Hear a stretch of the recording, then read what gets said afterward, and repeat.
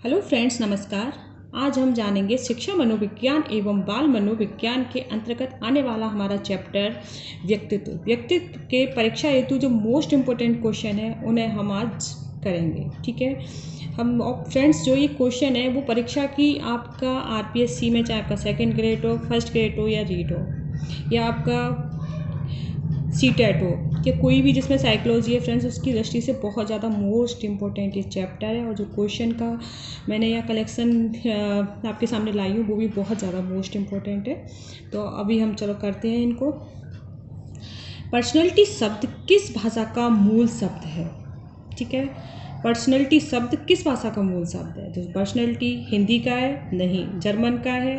नहीं। अंग्रेजी का? नहीं। पर्सनैलिटी किस भाषा का मूल शब्द है? लैटिन भाषा का। क्योंकि जो पर्सनैलिटी है वो लैटिन भाषा के पर्सोना से बना हुआ है। किससे बना हुआ है? लैटिन भाषा के पर्सोना से। ठीक है, पर्सोना शब्द का अर्थ क्या होता है? पर्सोना का अर्थ होता है मास्क, जिसे कि क्या बोलते हैं? मुखौटा। ठीक है, क्या बोलते हैं उसे? पर्सोना का शब्द का अर्थ क्या है? मुखौटा। व्यक्तित्व में निम्नलिखित में से क्या शामिल नहीं है? क्या शामिल नहीं है व्यक्तित्व में? आकार, प्रकार, अभिवृत्तियाँ, संविदा या योग्यताएं। तो देखिए, व्यक्तित्व के अंतर्गत अभिवृत्तियाँ शामिल होती हैं, योग्यताएं शामिल होती हैं, संविदाएं शामिल होती हैं, लेकिन आकार प्रकार शामिल नहीं होता है। ठीक है, व्यक्तित्व के निम्न लक्षणों में से सबसे अधिक महत्वपूर्ण लक्षण क्या है? सबसे अधिक महत्वपूर्ण लक्षण क्या है उसका? लाक्षणिक संकलन है, योग्यता है, अभिवृत्तियां है या सामर्थ्य है? क्या है इसका महत्वपूर्ण जो लक्षण है? वो लाक्षणिक संकलन है। क्या है? लाक्षणिक संकलन है। व्यक्तित्व व्यक्ति के भीतर उन मनोदेहिक गुणों को गत्यात्मक संगठन है, मनोदेहिक गुणों को उन गत्यात्मक संगठन है जो परिवेश के प्रति होने वाले उसके अभूतपूर्व अभियोजन का निर्णय करते हैं। ये फ्रेंड्स बहुत ज़्यादा मोस्ट इम्पोर्टेंट परिभाषा है। और ये किसकी है? ये परिभाषा दी है आलपोर्ट ने। किसने दी है जी परिभाषा? आलपोर्ट ने दी है।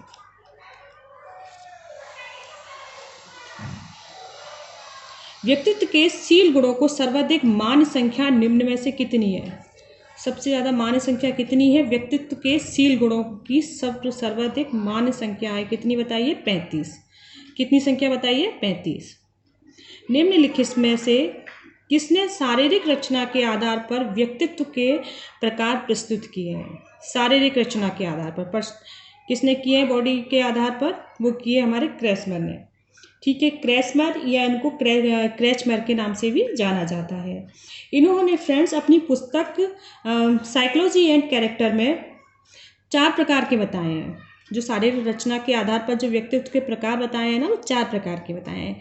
वो कौन कौन से हैं वो देखिए। इन्होंने बताए गोलकाय, लंबाकाय, सुडोलकाय और मिश्रित काय। इनके प्रारंभ में 3 थे। इन्होंने जो प्रारंभ में प्रकार बताए थे वो 3 थे, और 3 थे गोलकाय, लंबाकाय, सुडोलकाय। जो मिश्रित काय है वो इन्होंने कुछ समय बाद बताया था, इसलिए मैन इनके 3 थे, चौथा इन्होंने बाद में जोड़ा है। निम्न में से किसने व्यक्तित्व को अंतर्मुखी और बाह्यमुखी में बांटा है? अंतर्मुखी और बाह्यमुखी के आधार पर किसने बंटवारा किया है? वो किसने किया है? वो किया है युंग ने। किसने किया? युंग ने। युंग या जुंग के नाम से इन्हें जाना जाता है। और जो युंग है इन्होंने व्यक्तित्व के 3 भागों में डिवाइड किया है। 3 भाग कौन कौन से हैं? अंतर्मुखी, बाह्यमुखी और उभयमुखी। ठीक है फ्रेंड्स, ये 3 प्रकार इन्होंने बांटे हैं। और इन्होंने जो व्यक्तित्व के जो तीनों प्रकार बांटे हैं, जो विस्तृत वर्णन किया है, उन्होंने 4 मनोवैज्ञानिक क्रियाओं का प्रयोग किया है। 4 मनोवैज्ञानिक क्रियाओं के आधार पर किए हैं। और वो 4 मनोवैज्ञानिक कौन कौन सी हैं वो देखिए। वो है संवेदना।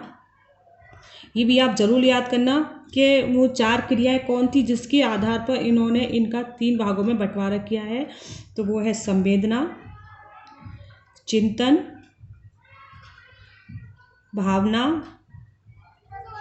और अंतर्दृष्टि। कौन सा है? अंतर्दृष्टि। ठीक है, इस 4 क्रियाओं के आधार पर इन्होंने 3 भागों में बांटा है। शेक्सपियर के नाटक द मर्चेंट ऑफ वेनिस के नायक प्रिंस ऑफ बारगैंडी का व्यक्तित्व बताया गया है। कैसा व्यक्तित्व बताया गया है इनका? सैगुइन, फ्लेगमेटिक, कोलरिड या मेलकोलिड? कैसा बताया है? सैगुइन। कैसा बताया है इनका व्यक्तित्व? सैगुइन। व्यक्ति की रुचि के आधार पर व्यक्तित्व को विभाजित किया गया है। व्यक्ति की रुचि के आधार पर व्यक्तित्व को किसने विभाजित किया है? वो किया है स्प्रेंगर ने।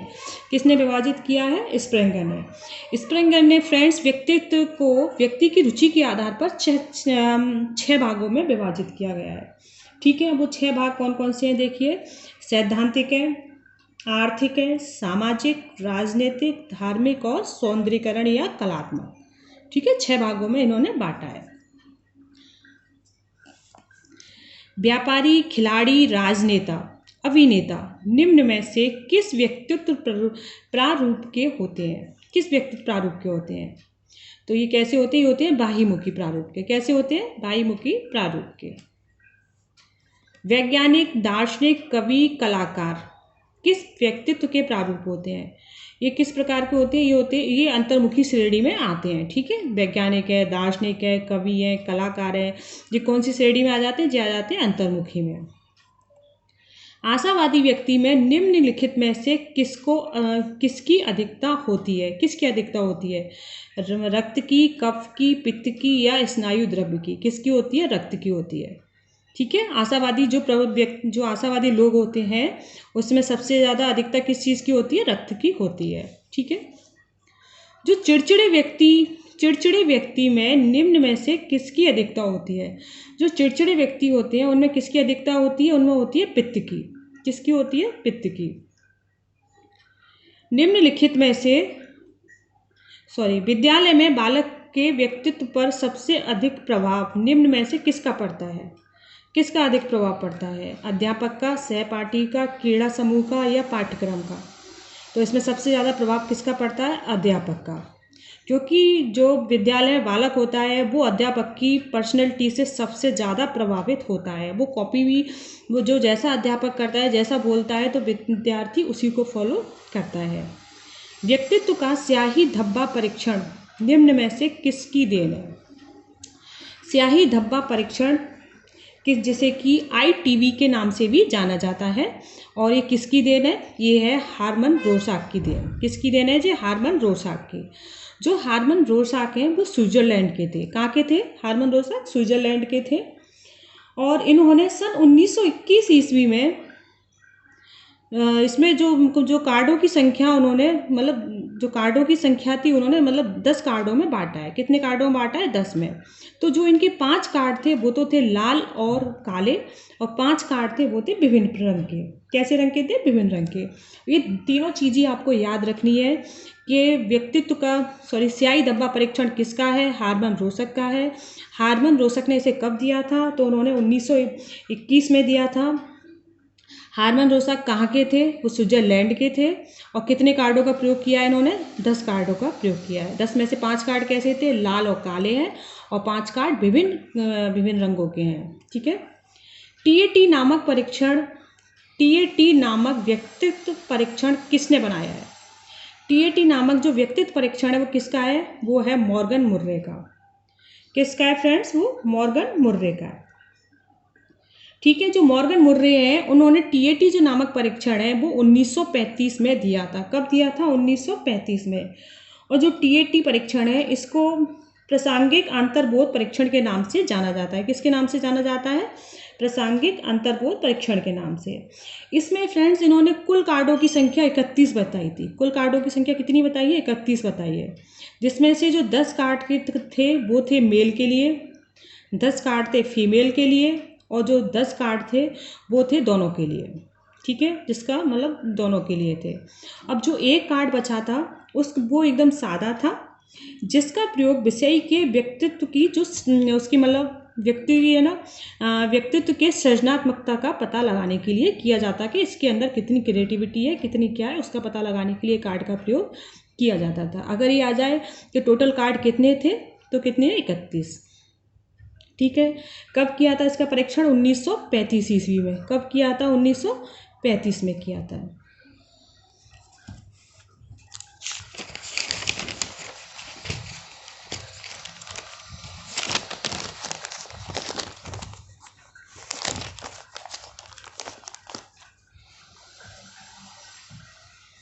व्यक्तित्व शब्द की उत्पत्ति लैटिन भाषा के किस शब्द से हुई है?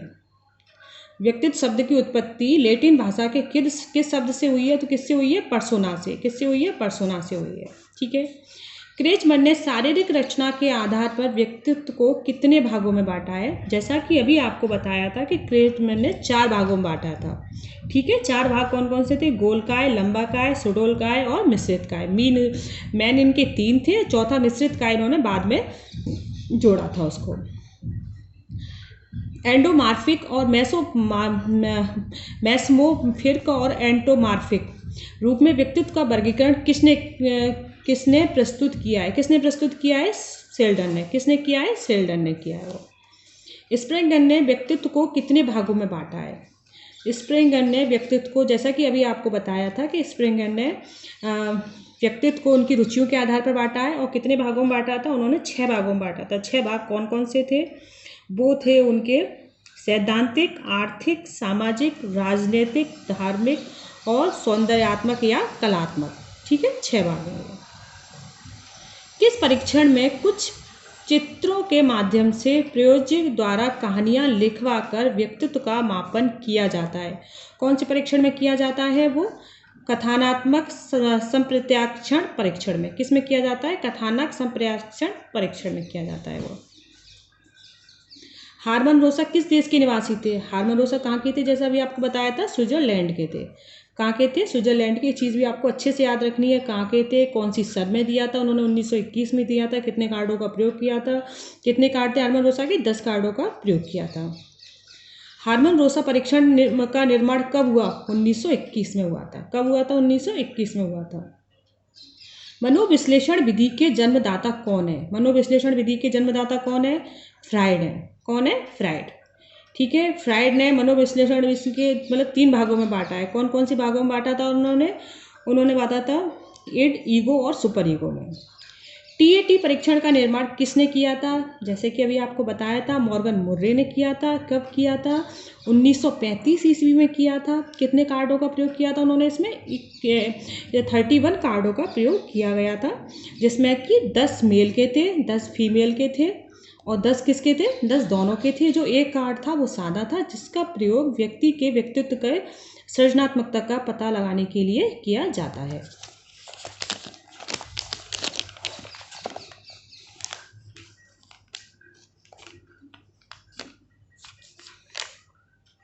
बाहिर्मुखी व्यक्तित्व की विशेषता क्या होती है? जो बाहिर्मुखी व्यक्तित्व की विशेषता क्या होती है फ्रेंड्स? यह लोग अत्यंत सामाजिक होते हैं, आशावादी एवं क्रियाशील होते हैं, जल्द ही मित्र बना लेते हैं। उपयुक्त सभी। इन लोगों का नेचर ऐसा होता है कि ये लोग अत्यंत सामाजिक होते हैं, आशावादी भी होते हैं, क्रियाशील होते हैं और जल्द ही मित्र बना लेते हैं। ठीक है। वांछित व्यक्तित्व होता है। वांछित व्यक्तित्व क्या होता है? कैसा होता है? अंतर्मुखी, बाहिर्मुखी, संवेगीय, स्थिर या मनस्तापी। कैसा होता है? वो होता है संवेगीय, स्थिर वाले। निम्न में से कौन सी व्यक्तित्व मापन की प्रक्षेपण विधि नहीं है? कौन सी नहीं है? समाजमिति नहीं है, स्याही धब्बा परीक्षण नहीं है, जर्मन लैटिन कौन सी नहीं है? तो वो कौन सी विधि नहीं है? समाजमिति विधि नहीं है। ठीक है। क्रेचमर जो कि जर्मन विद्वान हैं, उन्होंने व्यक्तित्व का वर्गीकरण किस आधार पर किया है? क्रेचमर ने किसके आधार पर किया है? शारीरिक संरचना के आधार पर। ठीक है। कितने भागों में बांटा था क्रेचमर ने? 4 भागों में बांटा था। 4 भाग जैसे कि आपको अभी बताया था। अचेतन मन का अध्ययन किया जाता है। अचेतन मन का अध्ययन कैसे किया जाता है? मनोविश्लेषण द्वारा, अवलोकन द्वारा, साक्षात्कार द्वारा या आत्मकथा के द्वारा। कैसे किया जाता है अचेतन मन का अध्ययन? मनोविश्लेषण विधि के द्वारा। और मनोविश्लेषण विधि किसकी है? फ्राइड की है। किसकी है? फ्राइड की। ये सारी चीज़ें आप अच्छे से याद रखना। हमारे मस्तिष्क का चेतन भाग होता है, कितना होता है? 1/10। कितना होता है? 1/10।